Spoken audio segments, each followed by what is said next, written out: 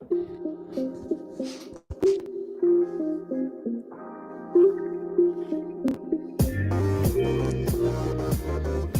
to the Wolverine Digest podcast, the best spot for objective, authentic coverage of Michigan athletics. If you want open dialogue, honest opinions, and in-depth coverage of the maize and blue, this is the podcast for you. And now, here's your host, Brandon Brown, joined as always by Chris Breiler. I was going to start by saying go blue. Good evening on an impromptu Monday night show, Chris. How you feel? First of all right, I want to just get this out there. Basically, what just happened was your starting point guard and your starting two guard weren't able to start the second half because nature was calling. We just had some trouble logging in. That's what it was. Some trouble logging in, not so much logging out. Oh, that's what you got. Sometimes you just got to do it, you know? Yeah, so excited to be on tonight, though, Chris. You kind of shot me a text. You're like, what do you think? What do you think? And then kind of started to go through the reasons why. Here's the thing. I feel like we might as well just do it and suck at it than not do it at all. I mean, that's where I'm at this point. There's not a lot going on, and I feel like we can't go, 2 weeks without podcasting. So we just need to, we need to tough through it and at least try to be interesting. Well, I think it's going to end up being pretty good. Now, we had we talked about some of the topics we're going to hit on, and we're not going to out ourselves too much, but Chris and I aren't hockey experts. We're going to make a mention of the Michigan hockey team, and that's going to be about it. Filling out a bracket. To be a hockey expert. Don't know a whole lot about a lot of the teams in the tournament, but you do some fringe research. You look at the seeding overall records, and you try to make it what it is. I mean, there's a reason nobody fills out a bracket that's worth a shit every year. I mean, it just is what it is. So we'll get to that as well. We'll talk about that. Obviously, the the NIT tournament. Woo! Oh yeah. Riveting. Let's get it. And I don't know if you saw some of those emails coming through from your boy Tom, but they're doing some different things with the media there. That's making the NIT feel a little bit enticing if you're a media member, just a little bit. The media is going to be sitting on the floor, which is on the floor. Normally they're up pretty high. Yeah. Free parking. Sitting on the floor. I'm bummed I'm not going, but it's fine. It's fine. We'll get into that momentarily. We'll do some football stuff at the end. We'll have a little fun with bracketology, bracket mania, but not in the way that a lot of people think, Chris. I'm excited about that. Yeah, a little bit different. Yeah. It was funny. We were like, do we have enough to talk about? Then we start bullshitting on the phone, and we're 25 minutes in, and well, there's half an episode. I guess we can probably. How it usually goes. Guess we can probably figure it out. But let's start with the NIT, Chris. Obviously, just the way the Big Ten tournament played out, Michigan losing pretty badly to Rutgers when their whole tournament life was on the line. And then Rutgers gets thrown into the NIT too. How about that? There you go. I mean, yeah, and there are a lot of people, all 7 people who are covering the NIT, 5 of them have picked Rutgers to win it. Yeah. But no, I mean, it's what we talked about. It was really disappointing, and so now they're playing in this not in tournament, right? The NIT. That's what it is. That's what it is. And you really wonder how much they're going to play. And I said, maybe they should bow out. After having some time to sit on that thought, that's not a good idea. If you can play, you play. I think. Well, I mean, I think you risk looking really bad, but I think if you can play, you play. Use North Carolina as an example. Here's a program that was expected to do big things. Obviously, this year, make a run. Preseason number 1. It didn't go the way, obviously, that they had hoped. But I mean, what are your thoughts on that? Does it? They put out the announcement that they're going to decline and they're going to focus on some other things, and they're not going to play in the NIT. And from the outside looking in, I mean, what is your perspective on that? Yeah, so I don't really disagree with the sentiment. I don't. I mean, their goal is to get in the tournament and make a run at a national title. They played in the game last year. I get that. But after thinking about it more, again, I know I lean on my extensive experience as a player and a coach a lot on this podcast. But in all seriousness, I just thought back to what it was like when I played and what it was like when I coached. And if you have a chance for another game or 2 or 3, you do it. It's not really much of a decision. I get where North Carolina is coming from, and I do, and this is something we're going to get into. I don't know how much Michigan really stands to gain in this tournament, no matter how it plays out. Yeah, well, I'll let you I'll let you voice your opinion on that, because I think you broke it down pretty well for me earlier. But I do think if you're a player on that team and you're a coach on that staff and you've got a chance to play another game or 2 or 3, you do it. And there's really not much of a thought. I think it looks kind of bad that North Carolina bowed out, but I also I get where they're coming from. Like, that was not what they wanted to do at the end of the year. That's not how they wanted the year to go. And Chris, if you could now make your point as to why a program like a Michigan or like North Carolina, I'm trying to think if there's any other big time programs in the tournament, in the NIT. Clemson's in there, Florida's in there, Vanderbilt. There's not a lot of blue blood type of teams. Villanova, aren't they in the NIT? Villanova, that's another one. So, Chris, if you could break down why you held up the goose egg and why, no matter how this thing goes, it's maybe bowing out's not the worst idea, but I still think at the end of the day, if you're a player and you're a coach, you want the games. Well, that's the thing. If you're a player and a coach, more specifically, if you're the coach, I think you want to continue coaching. You want your players to keep playing, and obviously you're in the NIT for a reason, and it's because you need to continue to get better. So from that side of things, I understand why you would want to participate, because playing more games is just a good thing for your basketball program, no matter how you look at it. From the outside looking in, and when you look at it, particularly from the fan base, which is a lot of what we do, is kind of take the pulse of the fan base. How do people feel about things? To me, this is a risky proposition for the Michigan Wolverines playing in the NIT, because here's the thing. The best case scenario now is that Michigan wins the NIT. And if they do win it, there isn't a single person in this fan base that's going to celebrate that. Now, the team might celebrate that. Juwan Howard might count that as a big win, or at least, they found a way to recover and make a little run. But by and large, most people aren't going to be impressed. And that's best case scenario. Mm-hmm. Anything short of that is going to feed into this narrative about this program that already has grown pretty hot, to the point where, we did a poll, I don't know if it was a few days ago, almost a week ago at this point, but basically where people view Juwan Howard, and, half the fan base that was polled, there were over 2,000 votes. Half the people don't think that Juwan Howard is on the hot seat, but the other half believe he is on the hot seat. And there's a short segment of the fan base that actually believes it's time for him to be fired. And so you look at this Toledo team, who Michigan's going to play Tuesday night. I went and looked and did a little bit of research on Toledo, realized that they won 17 straight games until their final game of the season. 27-7, man. Right. Pretty good. 27-7. They won 17 straight. Obviously, we've seen Michigan struggle against teams like Eastern and Central Michigan, teams like that. And so you put yourself in a situation where you're at home, you're playing a good Toledo team, and if you get bounced in the first round against Toledo, this narrative that already exists about Juwan Howard and the basketball team is only going to get worse if it's a first-round exit, not going to get much better if it's a second-round exit. And like I said, even if you find a way to win the whole thing, which I think for this Michigan team, given how inconsistent they are, seems highly unlikely, I feel like participating in the NIT is ultimately going to make things worse than better in terms of how the fan base feels about the program. Now, completely different if you're part of the program and you're playing more games and you're Juwan Howard and you're these players. So optically, narrative-wise, not a lot to gain. There just isn't. There's not a lot to gain optically and narrative-wise from the outside. Like you said, dude, Toledo, 27-7. They score 86 points a game. They shoot it at the three at better than 40% a clip, and they've got the MAC player of the season. The MAC player of the year. His name is escaping me right now. I wrote it in the art. It's a sweet ass name though. It's like Day or something, but it's spelled like there's just a letter J at the end of his name, capitalized. It's pretty awesome. Okay. Anyway, they're a good team. They're a good team in the MAC, and Michigan struggled. We lost to Central, barely beat Eastern, and this is a better team than that. And so, if you lose that first round, dude, at home. At home. Yeah. Oh, by the way, awesome opportunity for whoever's doing the media of that game to run some remember back when Toledo football beat Michigan, by the way. You know that's coming up, but, I mean, there's no way around that. Yeah.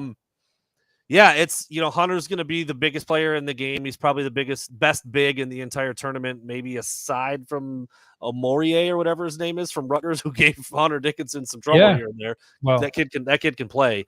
But Michigan's got the best big, maybe the highest draft pick type of player in Jet Howard, and another guy who's being projected to go in the first round in Kobe Buffkin. I mean, it's like what we said all year. Like, you just shouldn't be losing some of these games with talent like that. And that narrative is only going to get louder and stronger if you fall short in the NIT.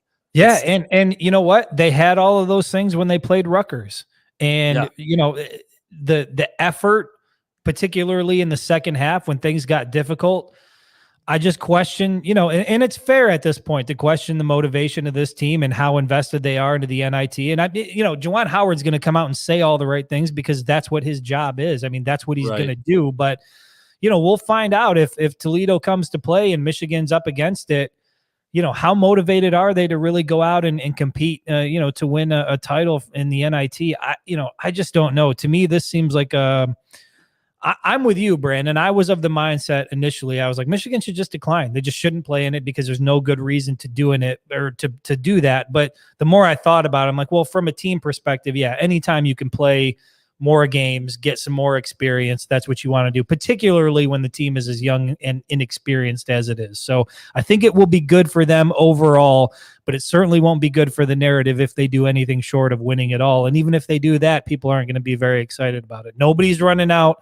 and purchasing NIT championship T-shirts. It's just not happening. Yeah. No, I mean, it's just the reality of not making the big dance and just trying to salvage whatever you can, and anything like you said it. The absolute best case scenario is they win the whole thing, and then it's like, I mean, like there's your applause that you get for it. It's nothing.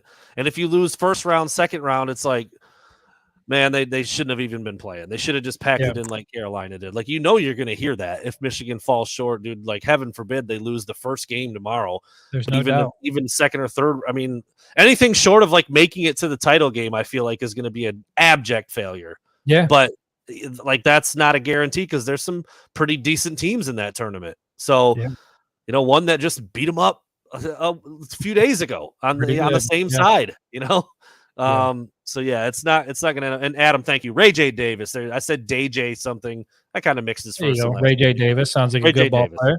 Yeah, MAC Player of the Year, can really score, does a little bit of everything. Kind of like a Kobe Buffkin light. He's a little shorter than Kobe, I think. But no, I think and Mark from the Facebook page, Bassard, I think if that's how you say your last name, I think that's what we're saying. I do think we agree that they should be playing, and it is good to develop the young guys and to get the extra practice and all of that stuff. And yeah, it's not for fans' applause. I'm just saying that it's good for the basketball program in general to play as many games as they can possibly play and get as much experience as they can.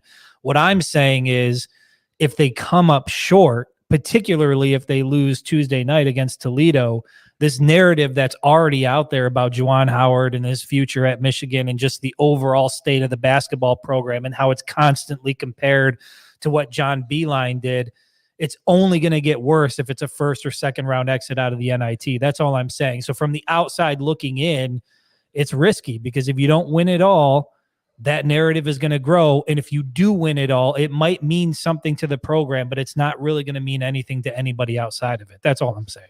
Yeah. Yeah, I mean, they had a shot. You going to be rocking an NIT champs hat or sweatshirt, T-shirt this summer? I don't think so. Yeah, they had a shot. Beat Rutgers, and then let's see what happens, and maybe give Purdue a run. And it is what it is. Playing in the NIT, taking on Toledo tomorrow night in Ann Arbor at 7:00. And I'll be watching. I'll be pulling for them. Purdue's what's that? I've got Purdue winning it all. I'm convinced. Dude, well, Edie, I'm not even sure that he's human. He kind of seems like he's otherworldly. He's otherworldly. Not necessarily just in terms of talent, but just no. Yeah, no. He's something. Maybe from another planet. I mean, for you as a guy who's pretty big into the extraterrestrial world. Like, yeah, I am. You see that in him? Dude, I'll say this. This one thing that's happened during the offseason, I've only gotten far, far deeper down that rabbit hole. The extraterrestrial, the alien, the alternate universe, are we really living in a simulation right now? Like, yeah, I've gone all the way in. I'm all the way in. Aliens. Aliens, dude. Aliens. All right. So, Chris, you did fill out a bracket. I did. You like the Zach Edey-led Purdue Boilermakers to win the whole thing, do you?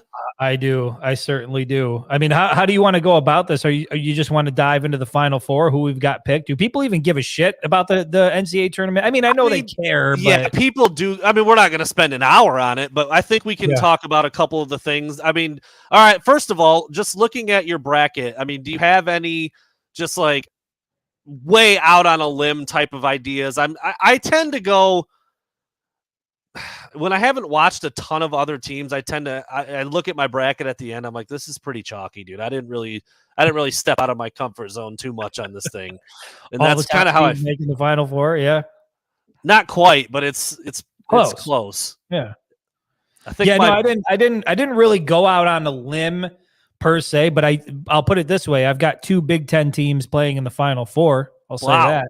I do not. How about that? How about that? I've got the Michigan Light VCU Rams advancing a little bit, led by Zeb Jackson. Actually, Zeb Jackson doesn't play a whole lot. I realize that, but Brandon Johns plays quite a bit. Yeah, and I do have them winning VCU. A couple games. I was tempted by VCU. I think they're in the same bracket as Kansas.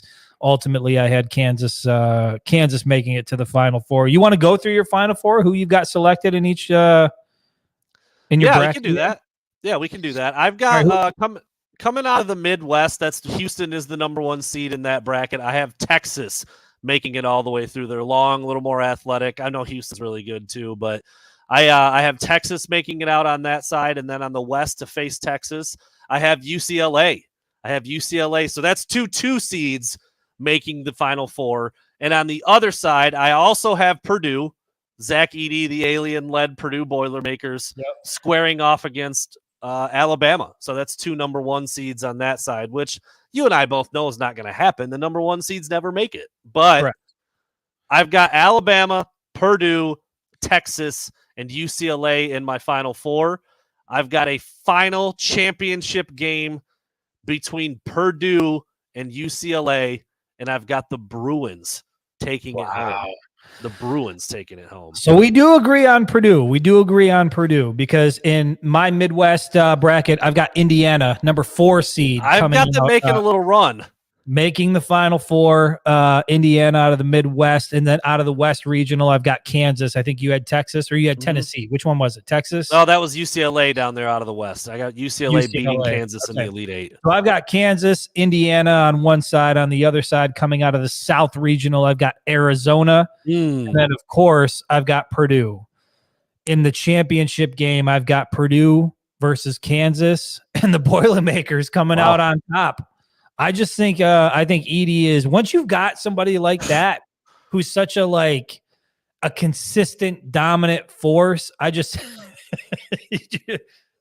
grab ball, turn, face score basket, ball, football and basket. I mean, that's how I view that guy.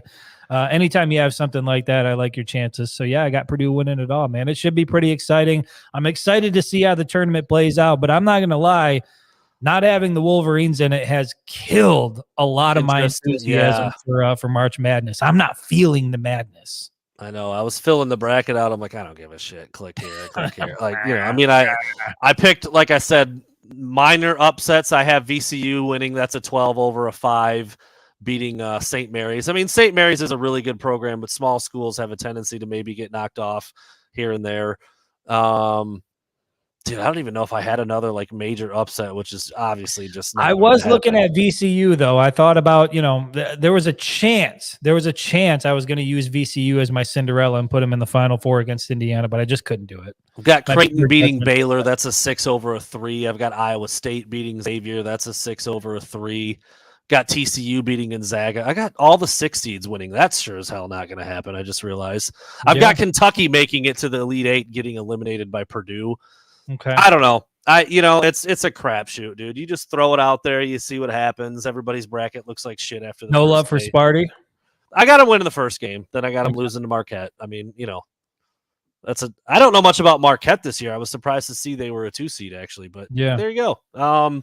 I'll still watch. I love watching the tournament. I love all the here's the thing. Drama, but I was gonna say, something, I'll say plural, multiple things spectacular are going to happen. Yeah. It happens every single year, but you got to watch the games, to make sure that you can catch it live, because you can watch it back on the replay, but watching it live and being in the moment and being invested, I think that's what makes March Madness so special. So yeah, given the nature of what we do, it's nice to be able to sit back and be able to watch every single game if we so choose. And I'm going to try to soak it in and enjoy it. And maybe now that Michigan isn't in it, I can just view the tournament with like a different lens. Maybe it'll be, I guess in some respects, a different type of enjoyment, because now I'm not as emotionally invested and I can just see the product for what it is. Yeah, it's still fun to watch. Still one of the most incredible sporting events there is. But yeah, Michigan not being in it blows. Not that I thought Michigan would have made a real deep run or anything, but they've surprised in the past with Juwan Howard and some teams that have been inconsistent. So you need a chip in a chair, dude. That's all you need. Get in and see what happens. And yeah, unfortunately, like, they knew that and they couldn't get it done against a beatable Rutgers team. And now they're playing Toledo in the NIT. I mean, I don't know, dude. A good Toledo team. I know. A good Toledo team, yeah. A good Toledo team that'll mess around and beat them tomorrow if they're not careful. If they play like they played against Rutgers, they're losing tomorrow. They will get beat, yes. Yeah, there's no doubt, man. I mean, scoring dude, you can't go, 17 minutes scoring one. It was like 19. Whatever it was in the second half. You can't do that. As long as they can avoid doing that, I think they'll come out on top. God damn it. They've done it once, and they have the propensity to do that, not quite like what we saw against Rutgers, but 3, 4, 5-minute scoring droughts. I mean, this team is just, it's wild how that, and when you have a guy like Jet Howard, who I feel like, if he wanted to, could be far more dynamic, if he understood that you could do things inside of the 3-point line, if he could get to the hole and just work on more of his game, I feel like he could be just a much bigger asset for this team. But it seems like you only get a small percentage of what he's fully capable of, and it would be nice to see him spend another year in college basketball developing the rest of his game. Chris, I wanted to ask you this because I feel like you've brought this up a couple times. You've beat this drum a little bit on we haven't done a ton of basketball talk, but I know you and I have mentioned this before. So we saw how Michigan played against Rutgers. Not good, not driven, not fired up, not like their life depended on it, and all that stuff was true, and it just didn't look like it. Now you're in the NIT, which, for all intents and purposes is meaningless. I mean, it's meaningless. Yeah. Sure, you get some more time for the young guys. The coaches get to run it back, get out there a little bit. Everybody who plays basketball likes to play basketball, so that's better than not. But is there anybody on this team who can grab the rest of their teammates by the collar and be like, "Look, motherfucker, it's fucking time to go"? No, I don't. They don't have that. I don't think so either, man. They don't have that. I mean, if you were on the outside looking in, you might look at a guy like Hunter Dickinson and think he's potentially that guy, but he's not that guy. Jet's not that guy. Buffkin isn't that guy. Dude, Jace might be the closest thing to that. Jace is like when they get in the huddle, and in terms of like the intensity and getting in people's faces and just the energy, like I see that a lot out of Jace, but he really doesn't do much on the floor. And so in terms of who that guy is on the floor, I don't think they have that. And I think that's part of the problem is you don't have a true floor general out there. You don't have a guy that can rally the troops. And I think Juwan Howard is doing as much as he can do from where he's at. But the fact that they don't have that, I mean, that has to fall at Juwan Howard's feet. That's his issue, and it's his job to develop that, to find that, and to make sure that it manifests on the floor, and it just hasn't. And I remember going back and saying this I don't know, weeks, if not months ago. Like, who is I remember asking you that question. Like, who is the floor general? Who's the guy out there when shit hits the fan that's going to bring everybody together and like hit the reset button and get everybody locked in? And I just don't think Michigan has that. And part of that is a byproduct of having a lot of young talent that's playing a lot of minutes. And I think those guys are still trying to figure out who they are at this level. And sometimes it's painful to watch people learn on the job. So right along the lines of what we're talking about, we had some quotes that came through from Juwan Howard, from Hunter Dickinson, from Joey Baker, and from Jace Howard, who I think is a team captain, right? I think he was named a captain, even though he doesn't play that much. And it's what you would expect. I mean, they all said what I said. I mean, if you're on a basketball team, you don't want your games to be over. So when they say, I'm excited to keep playing, I believe it 100%. I mean, like, you'd much rather do that than whatever the alternative is, which is get your ass in the weight room or shoot 10,000 free throws or whatever it is. I mean, you'd much rather be practicing and getting ready for a couple of games. Hopefully it's more than one. But I see some of the other quotes about, putting your heart and soul into things, and we have something to fight for, and knowing these guys, we're going to compete and fight. We're still hungry. I don't know if I believe it. I really don't. I think that's just like, this is what we're supposed to say. I'll say it. Speak it into existence, maybe. Hopefully. I hope I'm wrong. Maybe losing to Rutgers and not making the tournament when they had a chance, like, lit a little bit of a fire under their ass. I mean, I feel like that's not really what the NIT can do, but if it can, then go ahead and go win a few games and end on a win. End your season on a win. That's the best thing you can hope for at this point. Yeah. I think if you have the right players, it does do that. Yeah. And if you don't, you just don't see much of a change. And that's why maybe that's what the most beneficial thing of the NIT tournament is going to be for this program. And from a fan standpoint, where it's going to be hard to enjoy watching it, but to sit back and now it's just time to see what the fuck you're made of. Do you want to go out and compete? Do you want to get better, regardless of the circumstances? Things didn't go the way that you wanted them to go. Everybody's, a lot of people are negative on the program right now.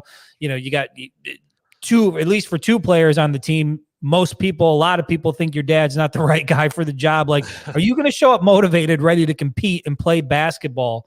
Or are you just going to phone it in and it's going to look a lot like what it's looked like for the rest of the season? And look, I will give them credit. I mean, towards the end, I know that they couldn't close the deal, but outside of Rutgers, when we're talking about games like Indiana, and I think it was Illinois, those last three games down the stretch, Michigan fought. I mean, they played Purdue earlier in the year and they fought and were in that game. And they've had instances where, and I don't remember what the exact number was, whether it's 14 games that were decided by 2 possessions or less. So it's not like they're constantly getting blown out. But I mean, after a while, that's got to be deflating. That's got to wear on you when you are in these games and it's routinely in the second half. And when it matters most, you're making boneheaded decisions or you're making the wrong call or whatever call you have drawn up coming out of the timeout just isn't working. Like, it's always something that's keeping this team from taking the next step forward. So I think that's probably going to be the most interesting thing to watch about Michigan in the NIT. Who gives a shit whether or not they win the championship, whether they win it all at the end of it? I'm looking for what type of team shows up. Is this a team that's motivated? Do they want to be there? Do they want to play? Do they want to compete? Or is it just more of the same? And if it's just more of the same, then for me, it's like, then why even play in the goddamn tournament? So here's what I'm going to do, and Chris. That's on Juwan. Here's what I'm going to do. 4 guys gave quotes after being named to the NIT when they found out who they were playing.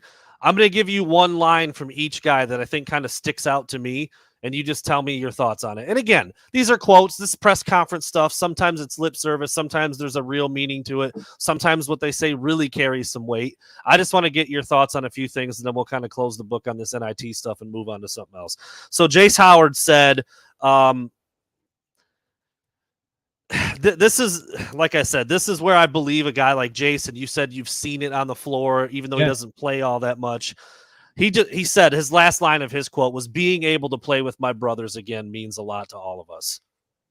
Yeah. I believe that it means that to Jace. Okay. Doesn't mean it to Hunter Dickinson, doesn't mean the same to Jet, doesn't mean, these other guys, Kobe, do they feel the same way? I'm not so sure. But like I said earlier, I'm convinced that Jace is one of those guys who, if circumstances were different, could be a leader on the floor. He's just not on the floor very often. All right. Graduate transfer Joey Baker obviously transferred in from Duke and was a pretty big part of the team this year. I mean, he was the first guy off the bench, did some nice things shooting the ball at times. But he said, I just want to get your thought on this one sentence. It's not even really much of a thought that he gave or like a deep thing, but just flat out, he said, "We now have a chance to play for a championship." Thoughts? I mean, my thoughts are, you fart noise. I mean, you had one in the Big Ten tournament, and you would have had one in the NCAA tournament. So you've got a chance to play for a championship. But to me, like I said just a few moments ago, the championship is almost secondary to. I mean, I know that's the means to an end. If you play the way you're supposed to play, you'll ultimately win the championship. But I just.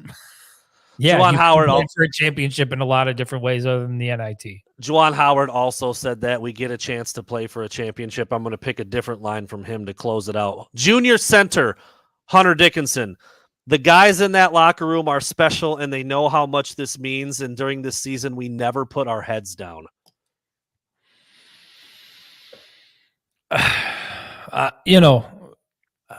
think you say the things. Sometimes I think when you get in front of the media and when you're sitting behind a microphone, I think sometimes you say the things you think you're supposed to say. But I think anybody who watched, I don't know if they gave up. I don't know what the second half of Rutgers is. I'm coming. Yeah. I'm having a real hard time. Like, did they give up? What was that? Like, how can you explain it? Explain it other than with that much talent, who they have on the roster? And to see it play out the way it did, how can you explain it other than just simply, packing it in, mailing it in, giving up? I don't know. But if Hunter truly believes that, then I think it's great. And they're going to need all of Hunter Dickinson and then some if they want to make it through this tournament and win the trophy at the end. So I don't know. All right. Man. Last but not least, I said Juwan Howard also said we get a chance to play for a championship. That means something. And okay. This one, I just wonder. I guess, every team deals with something, but he says these guys have put their hearts and souls into this year despite all of the adversity. I just, what adversity? Okay, Llewellyn gets hurt. That's a pretty big deal. It's not like he was an All-American, but he was slated to be their starting point guard, and instead you had to lean on a freshman, Doug McDaniel, who clearly wasn't ready at first, but really came a long way and was playing really well down the stretch, and then kind of faltered again in some of the bigger moments where he didn't he didn't play horrible, but he just didn't really show up like he did in some of the previous games. But leaning on this adversity thing, I know coaches do this a lot. They somehow manifest or create a chip on a shoulder. I mean, you saw some of the funniest examples were the Chiefs that just won the Super Bowl.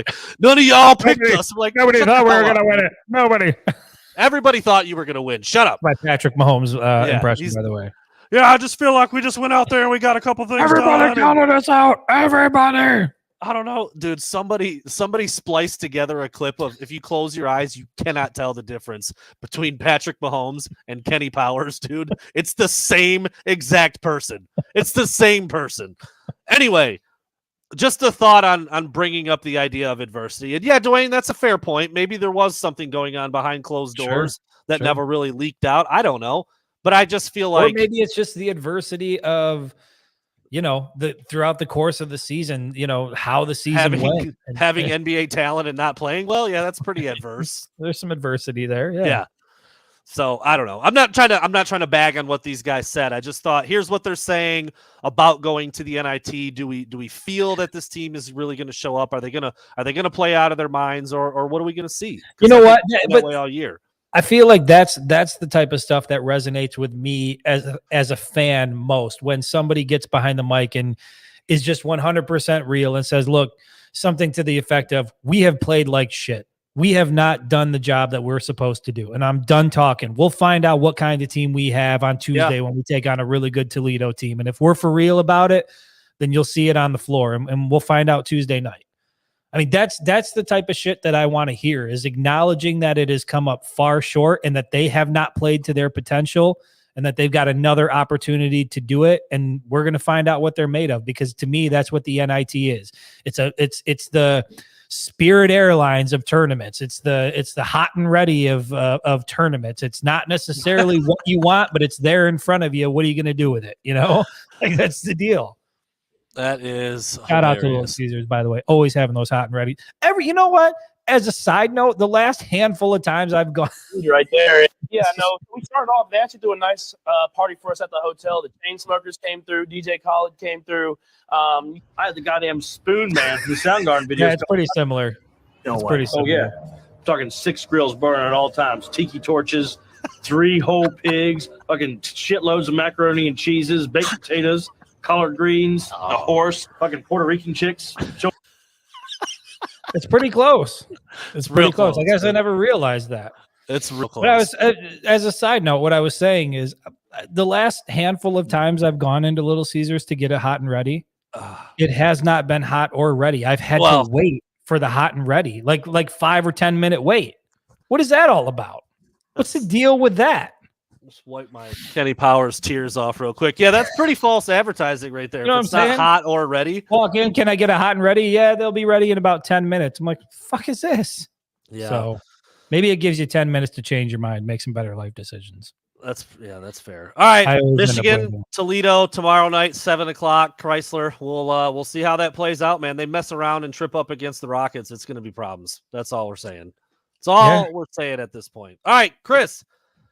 Who I on the phone earlier with Chris, I asked him, I said, can you, Chris, just take a guess, name a guy, and maybe he's on the Michigan hockey team. I'm not trying to make fun of us too much here about our lack of knowledge, but Chris gave up a made up name. It was pretty damn close, actually. Pretty close. No, Michigan hockey is playing well, and they've been pretty good for quite a while. I mean, obviously they had some fallout stuff with former head coach, and now they've got an interim, and all that. We got into a little bit of that when that was going on, but I don't know. I knew Mel Pearson personally, like moderately well, because he used to come on Michael Spath's radio show all the time, and so then when all that stuff kind of went down, I was like, damn, dude, that sucks. Like, thought he was a cool guy, kind of messed up, whatever. Anyway, Michigan hockey is taking on Minnesota in the Big Ten Tournament Championship March 18th. I mean, Chris, Michigan winning anything is good, right? I mean, you and I are not hockey guys. We never pretend to be. We don't claim to be. We don't cover them that much. But, like, correct.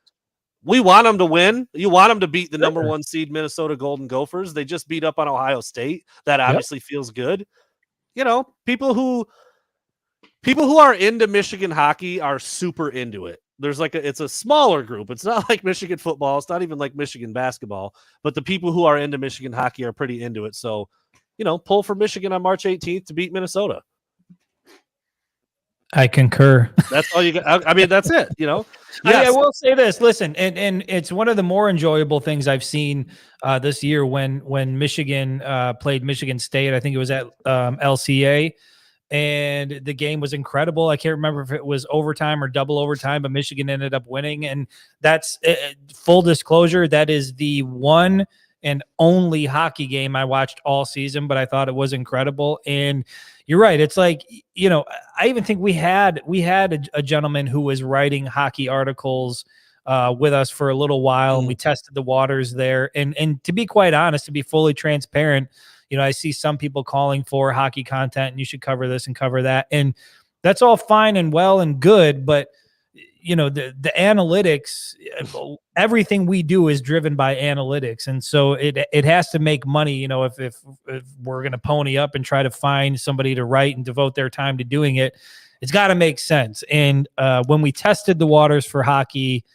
it was pretty clear that the analytics were telling us that it didn't make sense. So we would love to cover those things, but right now, basketball and football, that's kind of the core of what we do. And then when some of these other cool stories happen, or some of these other teams make a run, it would be great to be able to cover. I mean, listen, women's gymnastics, the gymnastics team, they do phenomenal things. It would be nice to be able to cover that, but how many people out there are going to read those articles, and how, more importantly, how many people out there that can write about it? So I think, those are the things that we have to weigh. It's not necessarily that we don't want to cover them, but we've also got to weigh our time and what makes most sense.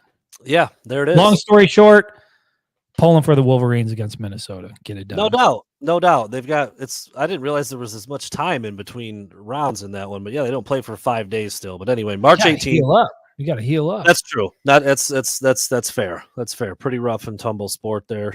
Yeah. But yeah, hopefully they can win a Big Ten title and shut down Minnesota, who is the top seed in that tournament. So we'll see how that plays out in 5 Who's days. Minnesota's top player again?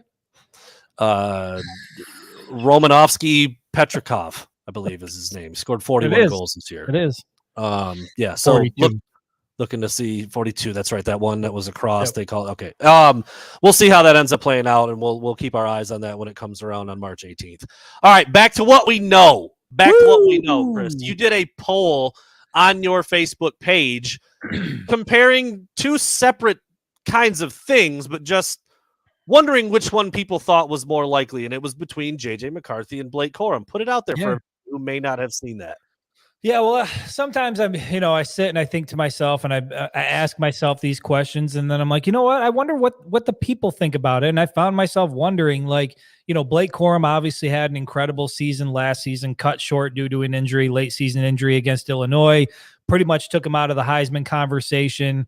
And then I looked at J.J. McCarthy and, what is this guy going to look like in 2023 after a year of development? You presume that the offense around him is going to get better. You just you get the feeling that this Michigan offense is heading on an upward trajectory. And so I found myself wondering, what is more likely? Is it that Blake Corum finds himself in New York for the Heisman Trophy presentation? Not necessarily that he wins it, but that he's invited to New York for the Heisman Trophy presentation, or that J.J. McCarthy, who threw 22 touchdown passes in the 2022 season, breaks Michigan's single season record, which is a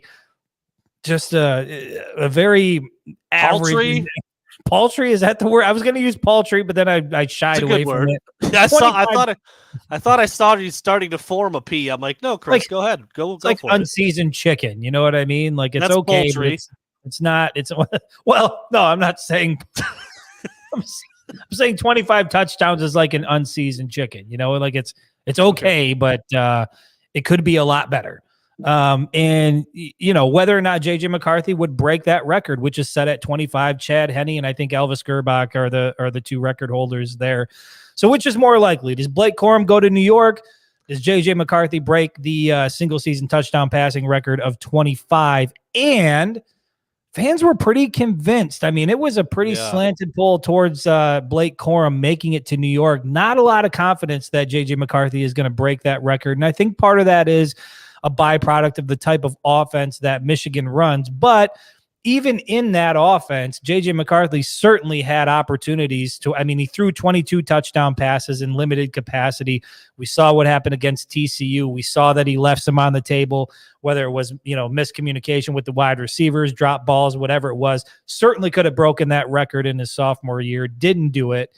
But I just found it interesting that there's not a lot of confidence for J.J. McCarthy to throw more than 25 touchdown passes in a single season. And I had you look up the numbers. I'm like, how many quarterbacks across the country last year threw more than 25 touchdown passes? And this is Power 5 programs, right, that we're looking at? This was the whole country. It was the whole country. Okay. Yeah. So it wasn't just Power 5, but it was the whole country. Before I give the number, if anybody out there wants to take a guess, don't cheat, don't look up.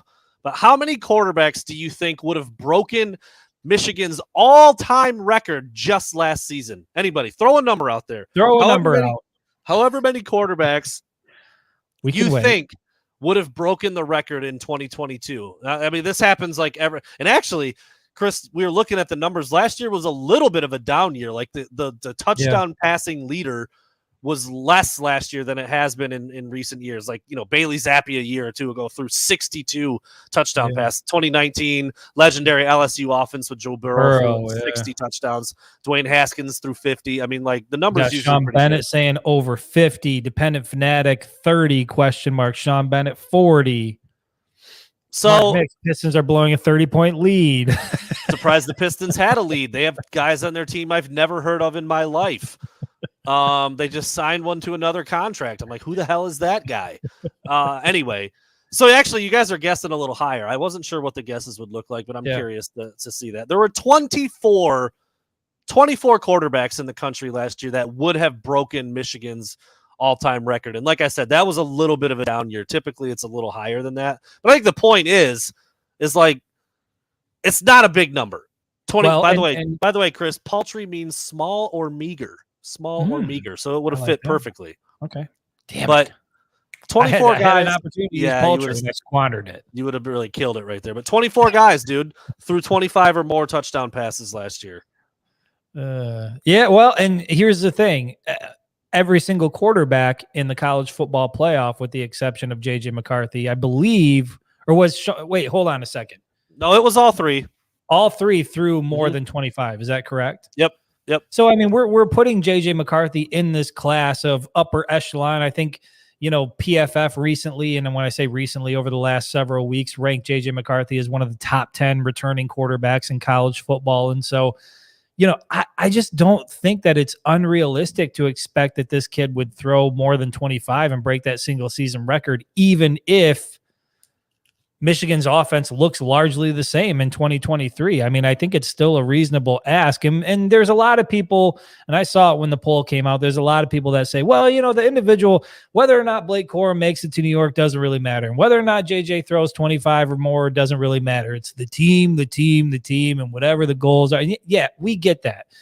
But if you think that individual records don't matter, and if you think that the statistics don't matter, and Brandon and I were talking about this a little bit, I think they do matter in the sense that you can kind of see some of it on the recruiting trail right now with a particular recruit. And maybe you can even look at Dante Moore as another example of, particularly at the quarterback position, where these guys are looking at production and they're looking at, what does my potential draft future look like? Like, if I've got goals of playing in the NFL and I'm a quarterback and I go to the University of Michigan, what does it traditionally look like for a quarterback at the University of Michigan in the NFL draft? And it's not that great.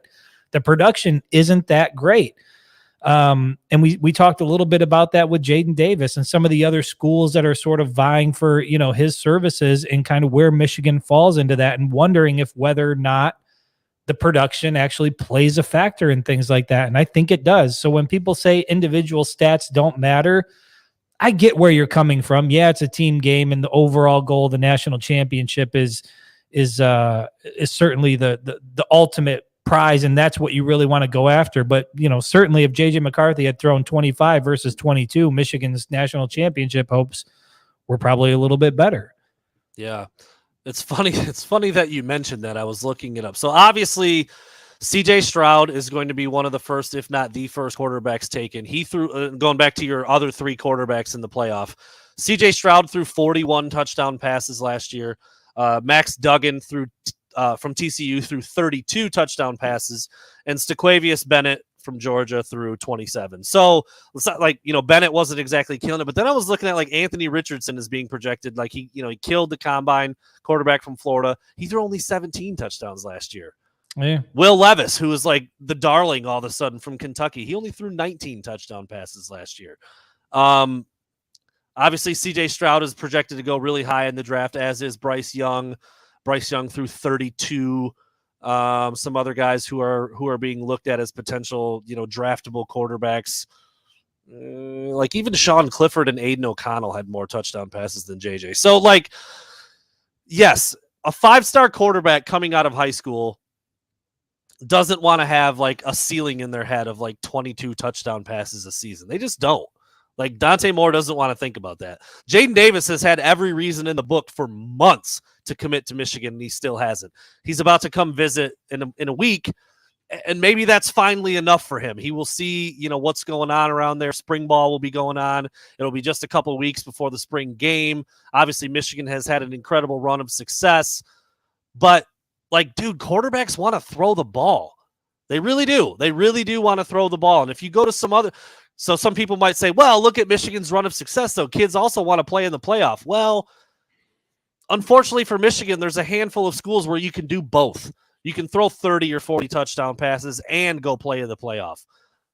So, just as a side note to answer Sean Bennett's question, Caleb Williams threw 42 touchdown passes last year. He was number 1 in the country. Yeah. So, Caleb Williams is number 1 in the country. He's obviously not draftable. He will be the number 1 overall pick in next year's draft if I'm a betting man.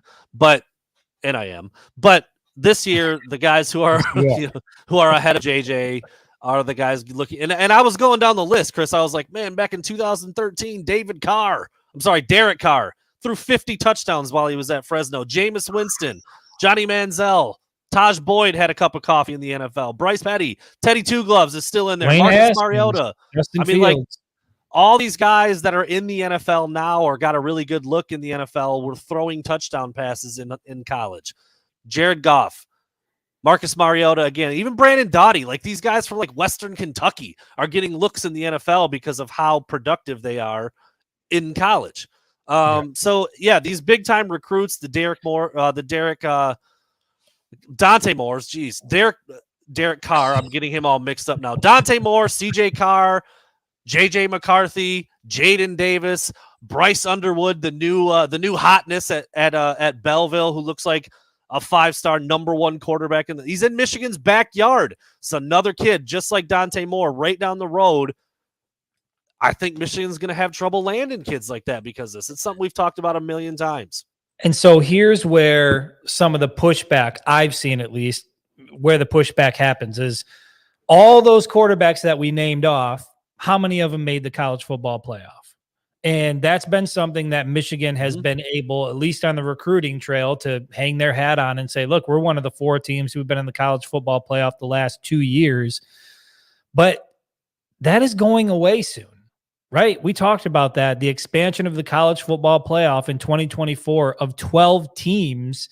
Yeah. Some of these other teams that are vying after a guy like Jaden Davis, Tennessee, North Carolina, Michigan's in the mix. I can't remember who the 4th team is Penn in there. State, did you say? Penn State is also in the mix. Yeah. So, I mean, a lot of the crystal balls still have him leaning towards Michigan, but some of these other programs, can have more of a prolific passing game. Even Hendon Hooker played fewer games. I think he played 11 games before he got hurt, and he still threw 27 touchdown passes. And so if you're a recruit and you're looking at your options and wanting to participate in the college football playoff as a part of that, it's soon going to go from 4 to 12. And those teams that were left on the outside looking in this past playoff, most of those, Penn State would have been in, Tennessee would have been in, Alabama would have been in. So now recruiting is going to become much more difficult, much more competitive because the field is going to be far more wide open. Yeah, I mean, on that line, Michigan's time on the recruiting trail of selling themselves as a playoff team and how elite that is pretty much over. Yeah. It's pretty much over. I mean, the 12-team playoff starts after next season. I mean, it's a very different animal when 12 teams can now say we're making the playoff on a consistent basis versus Michigan doing it for 2 years in a row when it's just 4. That's a bummer. Go out and say that, right? Yeah, not quite. Tulane finished the year inside the top 12, but they weren't inside the top 12 for the playoff rankings. But that's a great example. I mean, a team like Tulane is even going to be able to pound their chest a little bit come 2024. Now you've got NIL, you've got expanded playoff, you've got, it's only going to get more difficult. So the window to capitalize on the, we're one of 4 programs in the country that can experience this or that have done this. Those days are quickly coming to an end. In terms of being able to capitalize on that. And when you look around at the country of some of these other programs that now will be in the college football playoff, and by the way, the offense is more prolific, it's more quarterback friendly, it's going to be a lot harder for Michigan to land some of these 5-star guys that, quite frankly, they want to go out and they sling it and they want to put up numbers and they ultimately want to get to the NFL. I mean, for a lot of these guys that are that highly rated, that is what they're there to do. And I go back to the conversation I had with Mozzie Smith. Mozzie Smith said, who was it? Was it, it was the quarterback for Ohio State. They called him 12 gauge. What the hell was his name? Cardale Jones. Yeah. Cardale Jones, the famous, I ain't come here to play school or whatever. When I sat with Mozzie Smith, he kind of echoed those same sentiments. He said flat out, I didn't really come to play school. Like for Mozzie Smith, the goal at Michigan was, yes, he wanted to focus on his academic career, but he specifically said academics were here, football was here. It was close, but football always reigns king. These guys want to go play at the next level, and they want to go to whatever program is going to be the best to put them there. And oh, by the way, if you can put up great stats, make some NIL dollars along the way, it's just going to make it that much harder for a team like Michigan to compete if you're still trying to do that. We're going to pound and ground. And we talked about this too, Brandon. Like, if you're going to roll with pound and ground or ground and pound and the way that the Harbaugh offense is typically run, where are the 5-star, offensive linemen? Where are the 5-star tight ends? Where are the 5-star running backs? Like, those guys should be pounding on the doors in Ann Arbor to try to get in. And you see that to some extent, but not really nearly what you think you would see after the last handful of seasons.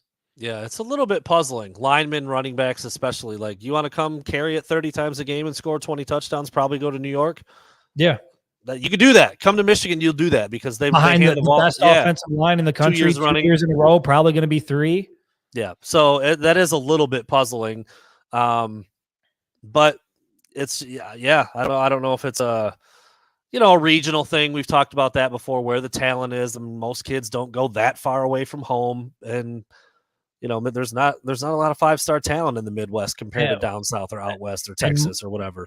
Mudfoot, which is a phenomenal name, by the way, it also hit on something that we talked about a little bit. Yeah, wide receiver recruiting as well. Like, we talked about this during the season that, Michigan was winning, and obviously players are happy with winning, but there's also a sense that they want to participate in those wins and they want to play a factor. And wide receivers are not going to be content 12 games through a regular season, basically just serving as blockers downfield. Like, they want to get the ball in their hands. And so, it's been working for Michigan as is, because they've been on a heater as of late, and they're winning the Big Ten championship and they're getting into the college football playoff.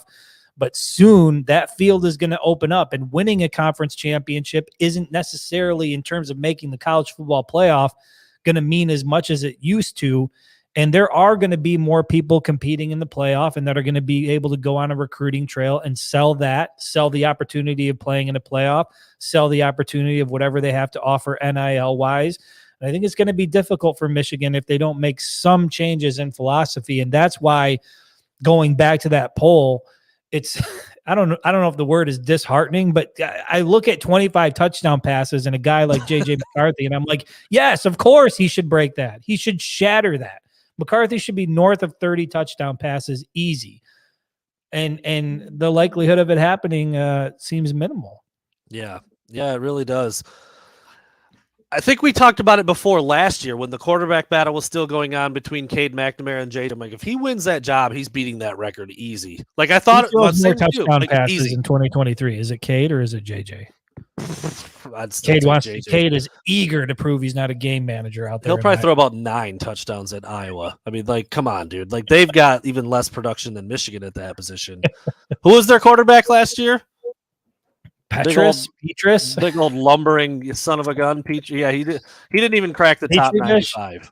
Dude, I remember watching when I was down in the field, watching him roll out, and it was like he had cement blocks on his feet. I mean, I don't want to knock the kid, but the dude was, when you can recruit Division I quarterbacks at a Power 5 program, it was astounding to me that was what Iowa had to work with. It was wild.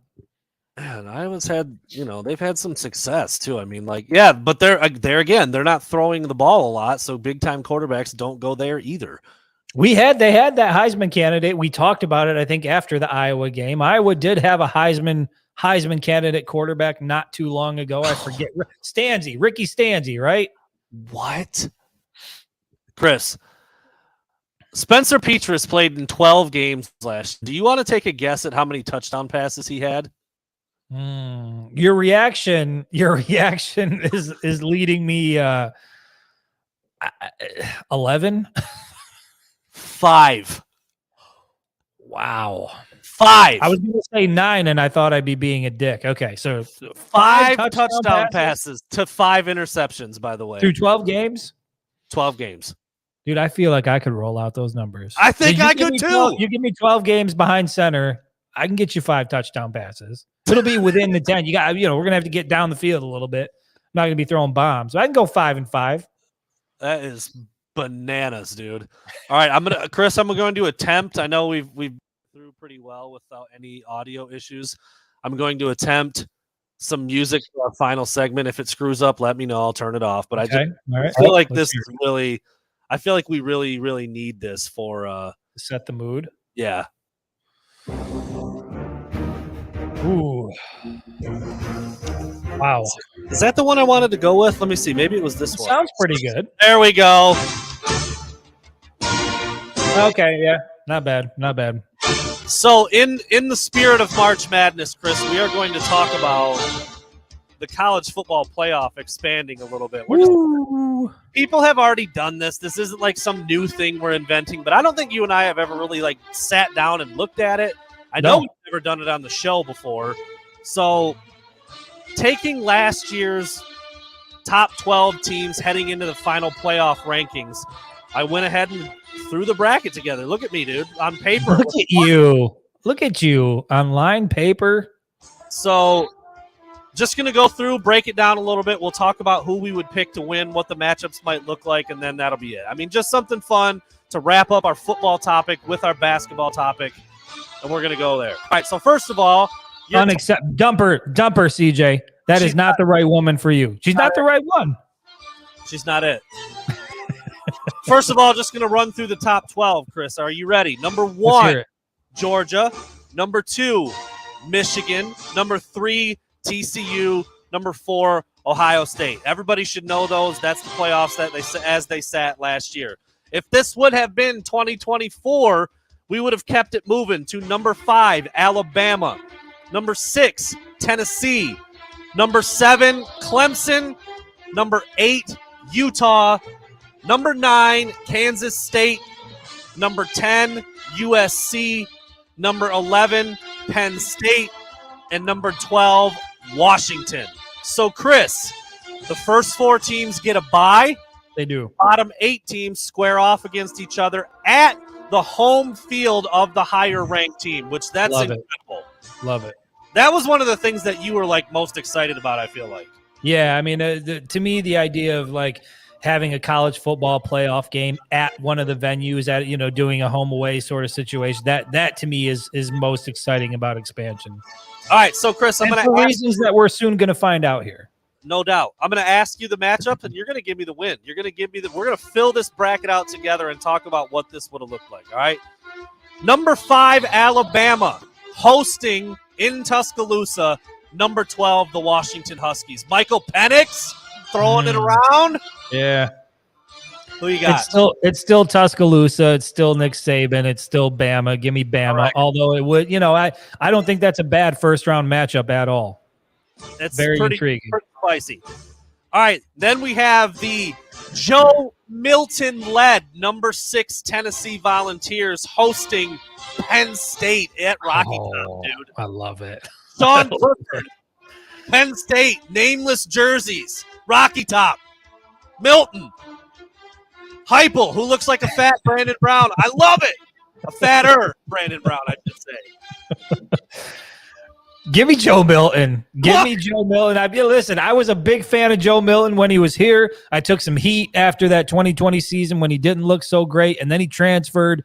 And I don't know, man, out there in Tennessee, it looks like he might be the real deal. It looks like he's, I know he had a rough start at Tennessee, but I like what Joe Milton's doing over there. Give me Tennessee over Penn State, but man, would that be a fun football game to watch. Yeah, no doubt about it. God, and this one is so spicy too, dude. Number 7, Clemson, down in South Carolina, hosting number 10 USC and Heisman winner Caleb Williams. Love it. Dude. Love it.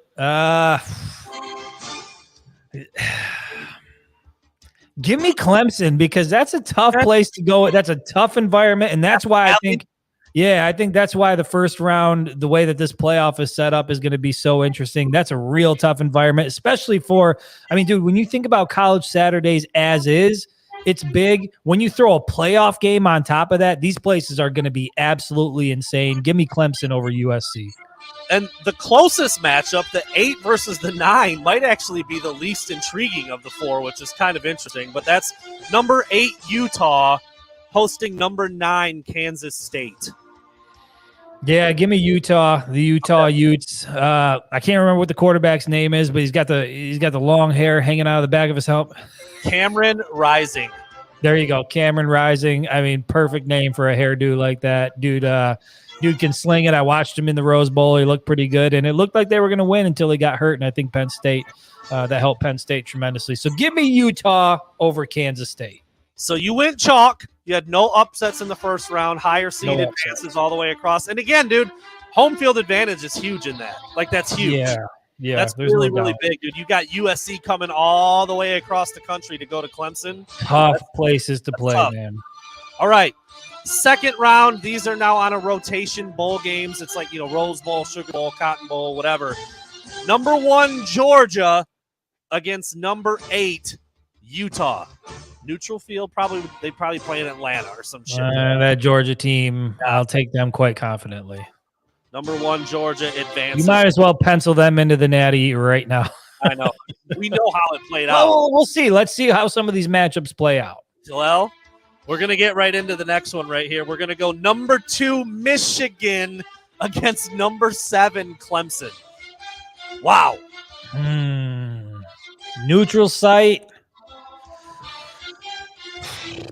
Give me Michigan, man. Give me Michigan. That team was way better than what they showed. I'm of the belief that Michigan team is more what we saw versus Ohio State and Columbus than what we saw in Arizona against TCU. I think that's very fair. I don't think that ACC defense would – I know Clemson's defense is really talented, really fast. I don't think they would have wanted anything to do with that running attack from Michigan. Yeah. So give me Michigan as well. Number 3, TCU, who obviously beat Michigan in the playoff and then got shellacked by Georgia. But number 3, TCU, neutral site against number 6, Tennessee. Oh, baby. Give me Tennessee. I like Tennessee. I like what Tennessee does down there with Heupel, Milton. You know what you just did? I'll take Tennessee. You just lined up a Michigan versus Joe Milton led Tennessee team. I love it. That's what I want. That's actually kind of scary. Number 4 versus number 5 is Ohio State versus Alabama. Wow. Well, if we're basing it off of what 2022 was, I don't know, man. Those Buckeyes looked a little bit soft, and I think Alabama with Nick Saban, I think they would have come in with bad intentions. Give me the Crimson Tide over the Buckeyes. So now, by the way, you now have 3 SEC teams in the semifinals. Just want to put that out. And you had 2 upsets that round. Tennessee, the 6 over the 3, and Bama, that's a 5 over a 4, but still an upset. All right. You then have number 2, Michigan, neutral site against the number 6, Joe Milton-led Tennessee Volunteers. I feel like I'm going to get chewed up if I go with what I – listen, my gut is telling me that Tennessee would make things very difficult on Michigan. Wow. That's what my gut is telling me, and that's what a dynamic offense can do for you. But given the nature of my profession and who I am and what I do, I'm going to go ahead and pick Michigan in that one. Play it safe. Give me the Wolverines. I mean, if TCU could do what they did to Michigan, Tennessee certainly could. There's no doubt. There's no doubt. But I do think what you said earlier is fair. I think what we saw against Ohio State is more what Michigan was than what we saw against TCU. Which is inexplicable, inexcusable when you've got a month to get ready. It shouldn't look I blame the turf. Blame the turf.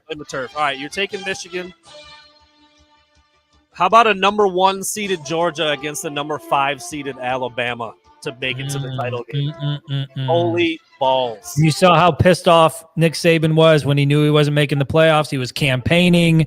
He had to sit up there with the college football game day guys and listen to all that trash talk. But damn it, that Georgia team looked like a team of destiny. Give me the Georgia Bulldogs over the Crimson Tide. So And lo and behold, here we are.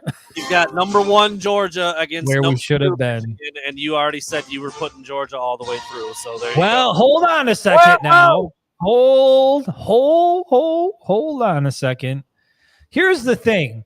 I truly believe, and I know I am in the minority when it comes to this, but I truly believe if Michigan had gotten past TCU, I don't know that they would have beaten Georgia, but it wouldn't have looked like what it looked like against TCU. And I think if Michigan were to get on that stage, play in that environment, I don't know, man. Something special would have happened. I believe that was the Wolverines' chance. Wow. I think they got another opportunity. Give me the Wolverines over Georgia. National champions. It's my damn picks. I can do what I want.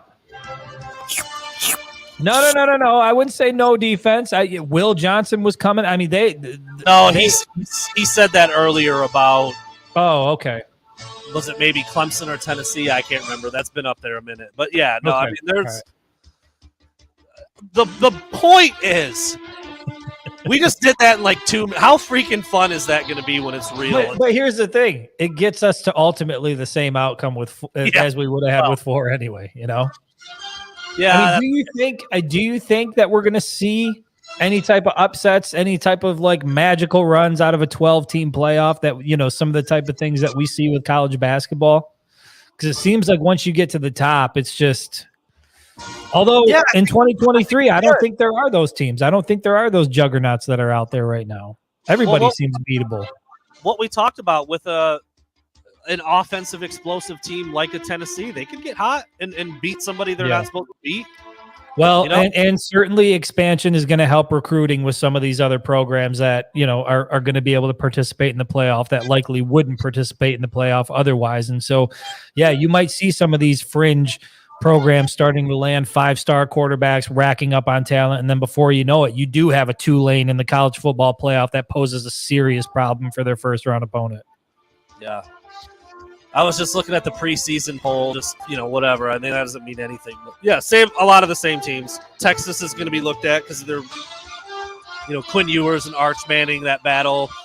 Who's going to be the guy there? Mullet versus Golden Boy? Although I did hear that Ewers shaved off the mullet because he's taking the quarterback competition way more seriously this year. Well, there you have it. I love everything. I will say this. The expansion of the college football playoff, I am excited about because, listen, for anybody out there that's still listening, and there's not many of you, but for those of you that are still out there listening, I don't know why. There is a possibility that Michigan hosts a playoff game in Ann Arbor in the Big House in December. And it could be a team like Alabama or USC having to come to Ann Arbor in December and play the Wolverines in the Big House in a playoff game. It would just be so incredible to be a part of that. And I'm very, very excited for the future of college football, man. I think this expansion is going to make things so much more interesting. Really and cool. You know what else it does? One of the knocks that I have about the 4-team playoff is it's one of the worst and best parts about college football is that every single game is like life and death. Like you cannot afford, basically, if you want to play in the playoff traditionally, you can't afford to lose any game. And if you do, you're on the bubble already. You know what I mean? You pretty much got to be perfect all year. And so expansion is going to allow some of these teams, you can stumble, you can afford to trip up, maybe not make your conference championship game and still end up getting in and make a run. It's funny that it played out this way with just 4 teams this year. But Chris, do you realize like how much shine like the Michigan-Ohio State game at the end of the year would have lost if it was like, well, they're both making the playoff, so who cares really? Correct. That's what it's been. Yeah, if we would have known that ahead of time, that it wouldn't have mattered anyway. Yeah, winning it was incredible. Obviously, Ohio State backed in anyway, but that's where it's headed. I mean, you know, the likelihood of Michigan and Ohio State, at least for the foreseeable future, going into that game with at most 1 loss. I mean, there's a high probability there. And then you put on top of that a playoff committee that is, the subjective. It's they make the determination on who they feel are the best teams. And I wonder if that's going to change things a little bit in terms of the way that they rank and who gets in. But either way, I think expansion for the college football playoff is going to be great, and I'm extremely excited for it. Was it Sean Bennett? Sean Bennett asked to read them off real quick. I don't mind doing that. Let me show you what I think this was ESPN preseason top 10. Early, preseason top 10. Number 1, Georgia. Number 2, Ohio State, which people are going to have a big problem with that. I mean, they lost their quarterback, who's going to be a number 2 or 3 overall draft pick. I mean, they're really lost talented. Their last game, didn't make the conference championship, lost in the semifinal, still ahead of Michigan. Cool. Michigan comes in at number 3. Alabama number 4. Penn State number 5. Tennessee, led by Joe Milton, at number 6. LSU back up at number 7. I'm not sure I agree with that. Oregon at number 8. I think Bo Nix announced that he's coming back, right? So that's interesting there. Texas at number 9. Again, Quinn Ewers, lots of speed on the outside. Arch Manning now pushing Xavier Worthy. Oh, yeah, that's your boy. Number 10, USC. Number 11, Florida State. And number 12, Clemson. So there's like your 12 team. Obviously the preseason is meaningless, but Utah on the outside looking in, Oklahoma, Notre Dame, Washington, Texas A&M, so on. So Ole Miss, dude, the Lane train, busting it up into the tournament. Just opened up the playbook all the way in the playoff. Love it, dude. It's going to be a lot of fun. And not to mention, Chris, the video game will be back by then as well. It will be back, and I will be spending significant time. Yeah, if I'm not on here, you can find me on there. We will have to incorporate that somehow into what we do. We'll have to. Got to think of a way. I don't know what it will be, but got to think of a way. Because that's just me and Chris have talked. Chris got the headset. He's like, when they improve the graphics for this and they come out with the college football game, he's like, you might not ever see me again. Yeah, the whole VR thing. Like I'm playing it in the MetaQuest right now. It's an incredible experience. Well, there you go. Nice short show, hour and 15 minutes on a Monday. Michigan plays tomorrow. I guess with us doing a show today and then having one scheduled Wednesday and the game being on in the middle of the week, we probably wait till Wednesday to talk win or lose, right? Yeah, I say so. So there you go. We'll be something else, Chris? I was just gonna say, unless it's like catastrophic or something fucking wild happens in that game, I would say we can wait till Wednesday. Like, fucking echo. Like there's just a brawl. Oh, the echo's back. Sucks, dude. We made it an hour and 15. We did. All right, we'll be back on Wednesday night. Pull for your Wolverines to win against Toledo tomorrow because they might need a little bit of help. So we'll see you Wednesday night, bright and early, 7 p.m.